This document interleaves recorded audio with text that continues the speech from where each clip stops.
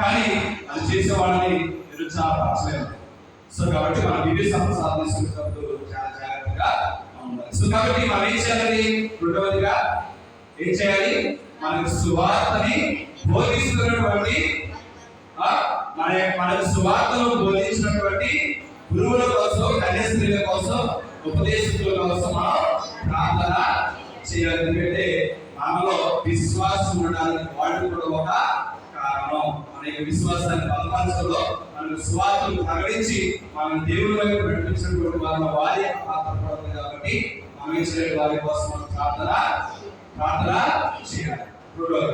మూడోది మనం చేయవలసినటువంటి పని ఏంటంటే విశ్వాసమైన వరాన్ని పొందలేనటువంటి వారి కోసం మనం ప్రార్థన చేయాలి. విశ్వాసం లేనటువంటి వారి కోసం మనం ప్రార్థన చేయాలి. ఎవరైతే యేసు ప్రభుని తెలుసుకోలేక, యేసు ప్రభు దేవుని కుమారుడని, మెస్సయ్యని విశ్వసించలేక, సువార్తని ఆరాధించలేక, సువార్త అనుభవించలేక, దేవునికి దూరంగా జీవిస్తూ అవిశ్వాసంలో ఉన్నటువంటి ప్రతి ఒక్కరి కోసం మనం ప్రార్థన చేయాలి. ఎవరి కోసం అండి?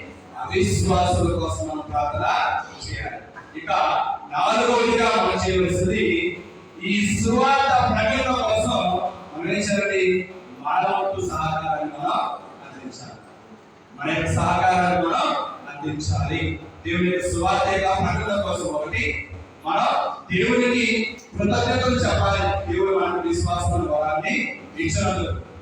మనకి విశ్వాసాన్ని నూరుకోవడానికి మనకు సువార్తను ప్రకటించినటువంటి గురువులు, కన్యాస్త్రీలు, ఉపదేశకుల కోసం మనం ప్రార్థన చేయాలి. మూడవది విశ్వాసం అనే వరాన్ని పొందలేక అవిశ్వాసులుగా ఉన్నటువంటి వారి కోసం మనం ప్రార్థన